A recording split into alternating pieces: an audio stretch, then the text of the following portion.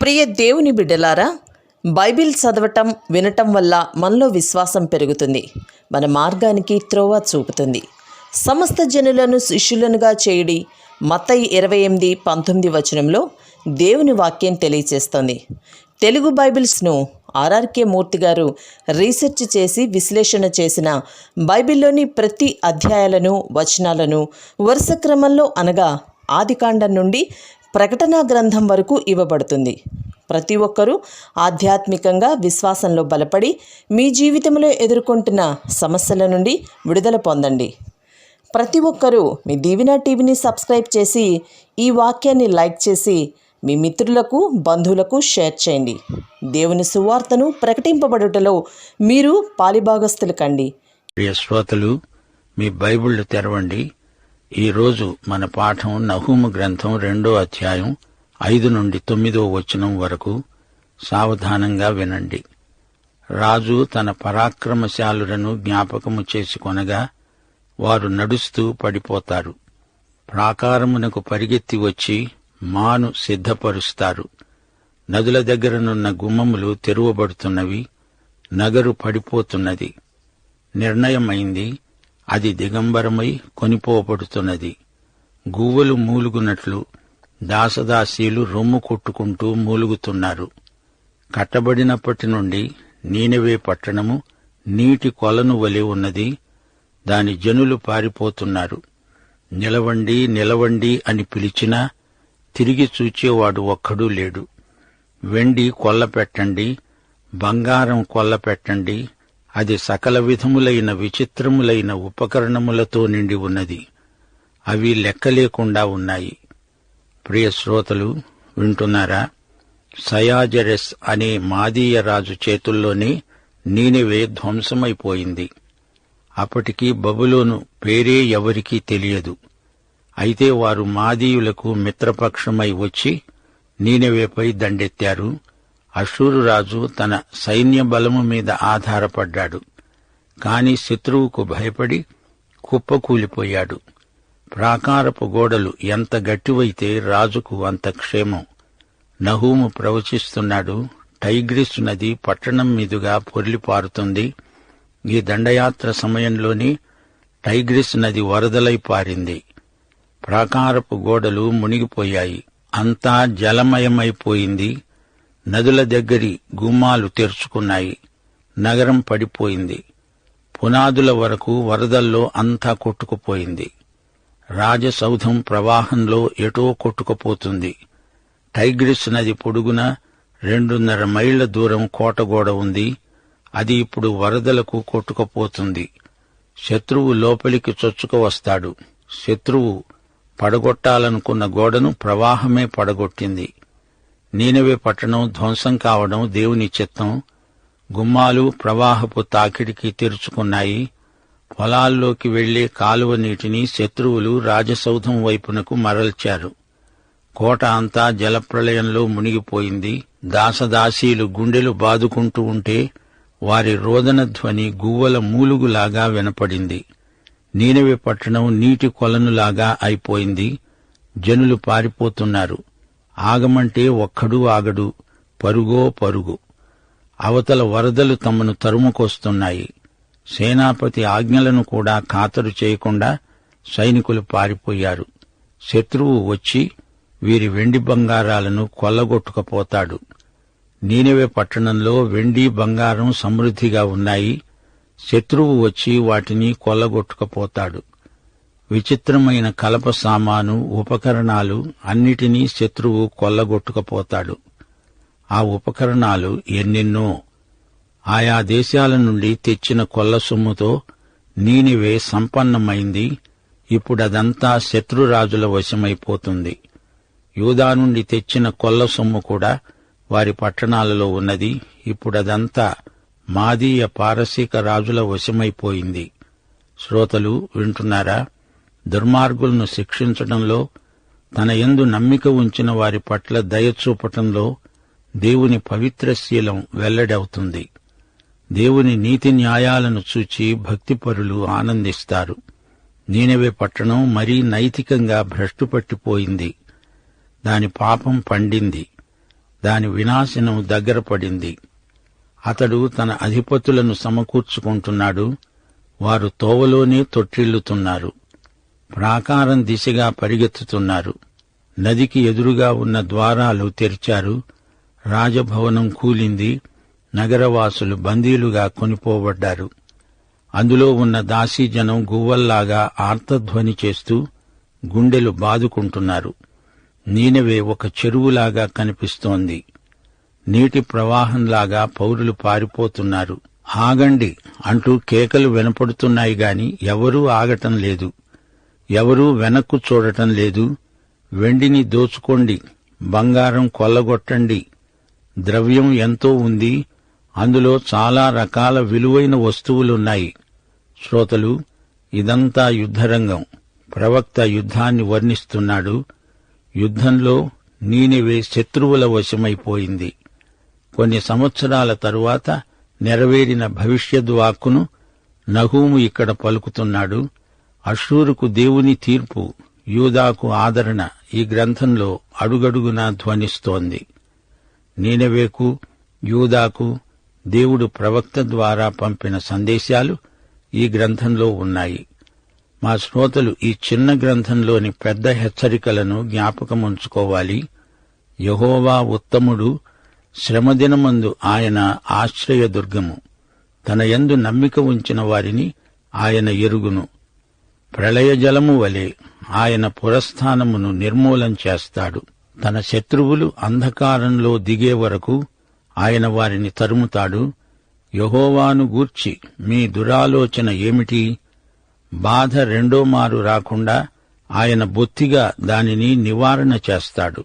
అష్షూరు యొక్క రాజధాని నగరమైన నీనెవే ఈ గ్రంథము యొక్క ప్రవచన ముఖ్యాంశం.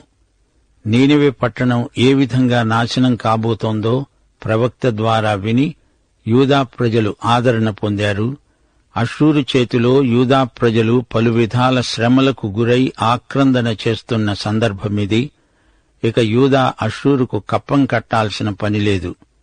దేవుడు తన అదుపులో అష్షూరు రాజ్యాన్ని ఉంచుకున్నాడని, దేవుడే సింహాసనాసీనుడని ప్రవక్త ప్రకటిస్తుంటే విని యూదా ప్రజలు ఎంతో ఆదరణ పొందారు. అలాగే ఈ లోకంలోని రాజుల కాలగతులన్నీ మన దేవుని వశంలో ఉన్నాయి. ఆయన రాజులకు రాజు, ప్రభువులకు ప్రభువు. ఇశ్రాయేలు, యూదా మాత్రమే కాదు, అష్షూరు, మాదీయ, పారసీక రాజ్యాలు కూడా ఆయన వశంలోనే ఉన్నాయి. లోక రాజ్యాలన్నిటికీ ఆయనే నిర్ణేత. నీనెవే రాజు యుద్ధానికి సిద్ధపడ్డాడు. తన వద్దనున్న పరాక్రమశాలులను పిలిచాడు. వారందరూ వచ్చారు. వారెక్కడ ఉన్నా ప్రతి ఒక్కణ్ణి జ్ఞాపకం చేసుకుని మరీ పిలిచాడు. రాజాజ్ఞకు అందరూ, యోధులలో ప్రతి ఒక్కడూ లోబడ్డాడు. వారు నడుస్తూనే పడిపోయారు. పరాక్రమశాలురు ప్రాకారపు గోడలను కాపాడవలసి ఉండగా వారే గోడలతో పాటు కూలి తూలి పడిపోయారు. అష్షూరు రాజు కాపరులు నిద్రపోయారు. అతని ప్రధానులు పండుకున్నారు. అతని జనులు పర్వతముల మీద చెదిరిపోయారు. గుట్టకొకరు, చెట్టుకొకడు అన్నట్టు పలాయనం చిత్తగించారు. చెల్లాచెదరైపోయిన వారిని సమకూర్చే నాథుడు ఒక్కడూ లేడు. వారు భయపడ్డారు. కాలికి బుద్ధి చెప్పారు. వారు తాగుబోతులై మత్తిల్లి కూలి పడిపోయారు. తాగుబోతులకు యుక్తాయుక్త విచక్షణ జ్ఞానం ఉండదు. తమ విద్యుక్తమేదో తెలియదు. ప్రాకారానికి పరిగెత్తి వచ్చి మ్రానులను, పెద్ద పెద్ద దూలాలను సేకరిస్తారు. అవి యుద్ధంలో ఆ రోజుల్లో వాడే ఆయుధ సామగ్రి. ఆశ్వికులలో కలవరం మొదలైంది. గుర్రాలు బెదిరాయి. వారికి మతి చెలించింది. వారు మోసుకు వచ్చిన దేవదారు మానులు వారికే బరువెక్కిపోయాయి. గుర్రాలు రౌతులకు ఎదురు తిరుగుతున్నాయి. గుర్రపు కళ్యాలు, వాటిని అదుపులో పెట్టే కొరడాలు పనిచేయటం లేదు. హాహాకారాలు వినపడుతున్నాయి. తమను తాము కాపాడుకునే ప్రయత్నంలో ఉన్నారు. అష్షూరు రాజుకు దేవుడు శత్రువైనప్పుడు అతడెలా ముందుకు సాగగలడు? తిరోగమనమే కాని ఒక్క అడుగు ముందుకు వేయలేడు. ప్రవక్త యుద్ధరంగాన్ని ఎంత స్పష్టంగా వర్ణిస్తున్నాడో గుర్తించండి. శ్రోతలు, నదుల దగ్గర ఉన్న గుమ్మములు తెరుచుకున్నాయి అని చెప్పబడింది. పట్టణం చుట్టూ కందకాలు ఉన్నాయి. తలుపులు తెరుచుకోగానే శత్రువులు పట్టణంలో జొరబడతారు. నీరు వరదలై లోపలికి వచ్చి పట్టణాన్ని ముంచేసింది. శత్రువుకు తలుపులు తెరుచుకున్నాయి అంటే ఇది దేవుడు చేసిన పనే. ఈ విషయం ఇక్కడ స్పష్టంగా చెప్పబడింది. నగరం పడిపోయింది, శత్రువుల చేతిలో పడిపోయింది. అష్షూరు రాజధాని నగరం నిర్వీర్యమైపోయింది. నిస్సహాయ స్థితిలో చేతులెత్తింది. పురప్రజల హృదయాలు భయం చేత కరిగిపోయాయి.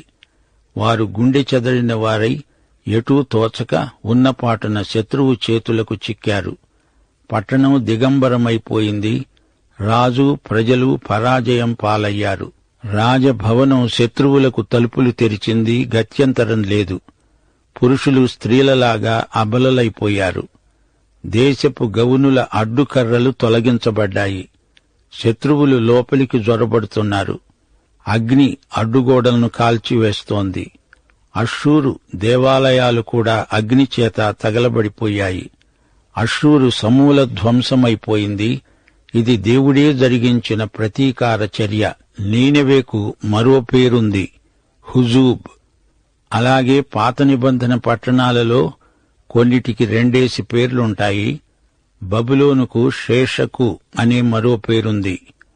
మెరదాయి అని కూడా బబులోనును పిలిచారు. అలాగే నహూము ఇక్కడ నినవేను ఒక రాణిగా పేర్కొంటూ హుజూబ్ అంటున్నాడు. హుజూబు అంటే స్థిరపడింది అని అర్థం. కాని హుజూబ్ ఇప్పుడేమైంది? హుజూబు రాణి దిగంబరి అయిపోయింది. మా శ్రోతలు గమనించాలి, ప్రవచనాలలో ఏదో ప్రత్యేక సందర్భంలో తప్ప వ్యక్తుల పేర్లు చెప్పబడవు. యెషయా 44:28 కోరెషును దేవుడు పేర్కొన్నాడు. కోరెషుతో, నా మందకాపరి, నా చిత్తమంతా నెరవేర్చేవాడా అన్నాడు దేవుడు. హుజూబు రాణి, నీవు స్థిరమైన దానివా? నీ దాసదాసీ జనం గుండెలు బాదుకుంటూ ఏడుస్తున్నారు. నీ ధైర్యం స్థైర్యం అన్నీ పోయాయి. దిక్కులేని దానివై శత్రువుల చేతికి బందీవై చిక్కావు. నీవు దిగంబరివి అంటే దాచి ఉంచిన నీ నిక్షేపములన్నీ వెలికి తీయబడతాయి. మాదీయ పారసీక రాజులు వచ్చి నీ పునాదులను తవ్విపోస్తారు. జాగ్రత్త. హుజూబు రాణి, అష్షూరు రాజ్యమా, నీ వైభవం గతించింది. నీవిప్పుడు బజారున పడ్డావు, బతికి చెడ్డావు. నీవు చేసుకున్నదే నీ నెత్తిమీదికి వచ్చింది. నినెవే హుజూబు అయితే ఈజిప్టు యెషయా గ్రంథం 30:7 ప్రకారం గప్పాల మారి, రహాబు అని దానికి మారుపేరు. హోషేయ గ్రంథం 5:13 అష్షూరు రాజుకు యారేబు అని పేరు. యారేబు అనే పేరుకు అర్థం వివాదాల మనిషి. యెషయా గ్రంథం 29:1 యెరూషలేముకు అరీయేలు అని పేరుంది. అరీయేలు అంటే దేవుని సింహం అని అర్థం. హజూబు రాణి, నీవు దిగంబరివై చెరగొని పోబడతావు. నీ ఆభరణాలన్నిటినీ శత్రువు వచ్చి ఒలిచేస్తాడు, నిన్ను అవమానపరుస్తాడు. దిగంబరివైన నీవు శత్రువులకు యుద్ధ ఖైదీగా చిక్కుతావు. నీకు తీర్పు తప్పదు. నీవు సుకుమారివా? తిరగటి దిమ్మలు తీసుకొని పిండి విసురు. నీ ముసుగు పారవేయి. కాలిమీద జీరాడే వస్త్రము తీసివేయి. కాలిమీది బట్ట తీసి నదులు దాటు. నీ కోక తీసివేయబడుతుంది. నీకు కలిగిన అవమానము వెల్లడి అవుతుంది.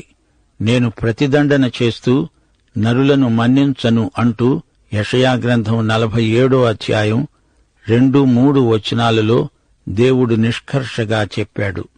శ్రోతలు, నీనెవే రాణికి దాసీజనమెందరో ఉన్నారు. వారు లబోదిబో అంటూ మొత్తుకుంటున్నారు. గువ్వలు మూలిగినట్లు దాసీలు రొమ్ము కొట్టుకుంటూ విలపిస్తున్నారు. నీనెవే రాణి, ఇతర పట్టణాలన్నీ ఈమెకు దాసీజనం. గువ్వలు మూలిగినట్లే ఉంది వారి ఏడుపు. నేను గువ్వవలె మూలిగాను, నా కన్నులు క్షీణించాయి, నాకు శ్రమ కలిగింది అంటూ యెషయా గ్రంథం 59:11 చెప్పబడింది. మేము గువ్వల వలె దుఃఖరవము చేస్తున్నాము. వారందరూ లోయలోని గువ్వల వలె పర్వతముల మీది నుండి తమ దోషములను బట్టి మూలుగులిడుతారు. శ్రోతలు, గువ్వల మూలుగులో విషాదముంది. అష్షూరు రాజధాని హృదయంలో విషాద సూచకమైన మూలుగు ఉంది. దాసీజనం ఏడుస్తూ గుండెలు బాదుకుంటున్నారు. నీనివే పట్టణంలోని గత వైభవం, నేటి పరాభవం, ఈ రెండిటి వ్యత్యాసం ఎలా ఉందో ప్రవక్త ఎత్తి చూపుతున్నాడు. కట్టబడినప్పటి నుండి నీనివే పట్టణము నీటి కొలనులాగా ఉండింది. నీనివేకు జల సమృద్ధి, అదొక నీటి కొలను. ఆ పట్టణం రాజు కోనేరు, నీటి బుగ్గ, జలధారలు గల పట్టణం. అది గతం, అనగా రకరకాల ప్రజలు ప్రవాహంలాగా నీనివే పట్టణంలోకి వచ్చి అక్కడే నివాసమేర్పరుచుకున్నారు. విస్తార జలముల వద్ద నివసించేదానా, నిధుల సమృద్ధి గలదానా, నీ అంతం వచ్చింది. విస్తార జలముల మీద కూచున్న మహావేశ్య, ఆ జలములే ప్రజలు, జనసమూహములు. జలములు అనే జనులు పారిపోతున్నారు. బ్రతుకు జీవుడా అంటూ ప్రాణాలు గుప్పిట్లో పెట్టుకుని పరిగెత్తిపోతున్నారు. శత్రువు వారిని తరిమి కొడుతున్నాడు. ఆగండి, కొంచెమాగండి అని సేనానాయకులు చెబుతున్నా వారు వినిపించుకునే స్థితిలో లేరు. ఒక్కడూ వెనక్కు తిరిగి చూచేవాడు లేడు. తమ ప్రాణాలు దక్కించుకునే పలాయనం. పట్టణాన్ని శత్రువు కొల్లగొట్టుకుపోతాడు. దుర్భేద్యమైన నీనివే పట్టణం ఇప్పుడు శత్రువు హస్తగతమైంది. గత వైభవం, నీ అతిశయం ఏమైంది నీనేవే?